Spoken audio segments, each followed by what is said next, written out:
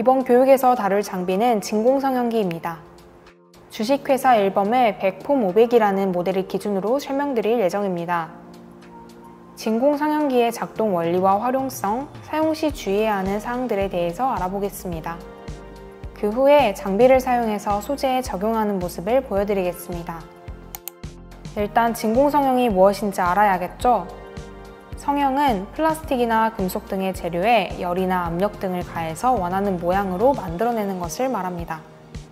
그 중에서도 진공성형은 플라스틱을 얇게 가공한 필름에 열을 가해 무르게 만들고 필름과 금형 사이에 공기를 빼내서 필름이 금형 모양과 꼭 맞게 만들어 식히는 방식을 말합니다. 이러한 성형의 원리를 이용한 장비가 바로 진공성형기입니다. 일상생활에서 쉽게 접하는 수많은 제품들이 이 장비를 통해 만들어지고 있습니다.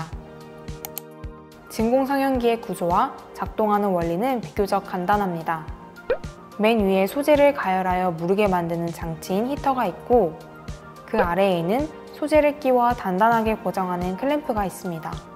소재의 모양을 결정하는 틀인 금형을 올려두는 금형판, 공기를 빼내 진공 상태로 만들어주는 배기 펌프, 그리고 가열된 소재를 식혀주는 냉각팬으로 구성되어 있습니다. 진공성형기가 어떤 원리로 작동하는지 살펴보겠습니다. 가장 먼저 클램프에 소재를 단단하게 장착하고 히터를 이용해 소재에 열을 가합니다. 소재가 성형하기에 적당한 온도에 도달하면 금형에 맞닿게 하고 배기 펌프를 작동시킵니다. 펌프가 작동하면 금형판에 뚫린 구멍으로 공기가 빠져나가고 소재와 금형 사이가 진공에 가까운 상태가 됩니다. 이 과정을 통해 물러진 소재가 금형 모양 그대로 밀착이 되는데 이 상태에서 소재를 냉각하고 금형을 제거하면 성형이 완료됩니다. 앞에서도 살짝 말씀드렸지만 진공성형기에 사용되는 소재는 플라스틱을 얇게 펼친 플라스틱 필름입니다. 진공성형에는 일반적으로 열을 가하면 쉽게 변형하고 식히면 모양이 굳어지는 열 가소성 필름이 사용되는데요. 플라스틱 필름의 종류에 따라 각 특성이 매우 다르기 때문에 종류별 특성을 잘 파악하여 제작 목적에 맞는 소재로 작업을 진행해야 합니다.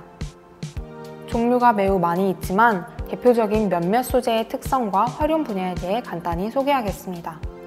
첫 번째 HIPS는 범용 폴리스티렌에 고무를 배합하여 내충격성을 향상시킨 소재입니다. 고무를 배합하여 투명성은 떨어지지만 내한성이 우수하고 가볍고 무독성이라는 장점이 있습니다. 빙과류의 용기나 농업용품 생산에 사용됩니다.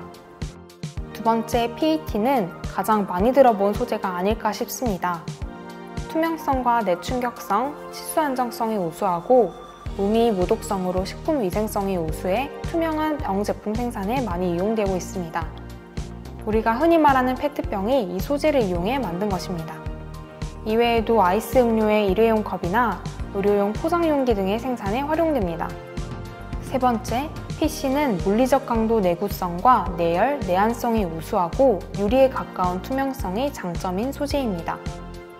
식품 포장용기, 자동차 부품, 렌즈류, 휴대폰 케이스 생산에 활용됩니다. 네 번째, PP는 내열성, 내마모성이 뛰어나고 가장 가벼운 플라스틱 중 하나입니다. 반복적으로 접었다 펼쳤다가 해도 절단이 되지 않는 경첩 힌지성이 뛰어난 장점을 가지고 있습니다. 파일 처리나 전자제품 케이스, 자동차 범퍼 생산 등에 활용됩니다. 다섯 번째로 ABS는 아크릴로니트릴, 폴리부타디엔, 스티렌이 결합된 소재로 강성과 내충격성, 내열성이 우수합니다. 성형 수축률이 작아 치수 안정성이 우수하고 도금이 용이한 장점을 가지고 있습니다. 악기와 스포츠용품, 자동차용 내외장재의 금속 대체품 등으로 활용이 됩니다. 여섯 번째 아크릴은 플라스틱 수지 중에서도 경도가 가장 우수한 소재로 투명하며 접착과 인쇄가 용이한 특징을 가지고 있습니다. 조명기구나 광학렌즈, 표지판 등의 제작에 활용됩니다. 진공성형 작업 시 유의해야 할 사항들에 대해 알려드리겠습니다. 가장 먼저 금형 제작 시 주의해야 할 사항입니다. 언더컷이 없고 빼기 구배가 있게 금형을 설계해야 합니다. 언더컷은 타령 방향과 반대 방향의 돌출 부분이나 구멍을 말하고 빼기굽에는 타령하는 방향으로 각도의 차이가 생기게 하는 것을 말합니다. 언더컷이 있는 경우 타령이 거의 불가능하고 빼기굽에가 있다면 타령이 보다 용이하기 때문입니다. 또한 금형의 모서리가 둥글지 않으면 접힘이 발생하는 등 매끄럽게 표현하기 힘들기 때문에 모서리를 둥글게 처리하여 제작합니다.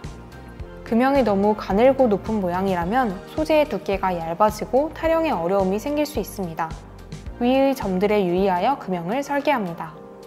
금형을 위치시킬 때 금형을 금형판의 가장자리에 너무 가깝게 붙이면 맞닿은 쪽의 성형이 제대로 이루어지지 않을 수 있습니다. 여러 개의 금형으로 동시에 작업할 경우에는 금형 간의 간격이 너무 좁으면 굴곡이 제대로 표현되지 않을 수 있기 때문에 금형 간 적절한 거리를 유지합니다. 소재의 선택에 관련한 사항입니다. 플라스틱 필름은 종류별로 다양한 특성을 가지고 있기 때문에 사용 목적에 적합한 종류 및 두께의 소재를 선택해야 합니다. 또한 금형의 크기가 크고 높이가 높을수록 덮어야 하는 면적이 커져서 소재의 두께가 얇아집니다. 그렇기 때문에 금형에 따라 소재의 두께도 고려해야 합니다. 마지막으로 선택한 소재의 종류와 두께, 작업 환경에 따라 적절한 가열 온도와 가열 시간을 설정하는 것이 중요합니다. 이 두 가지가 결과물의 완성도를 결정짓는 매우 중요한 요소라고 말할 수 있습니다.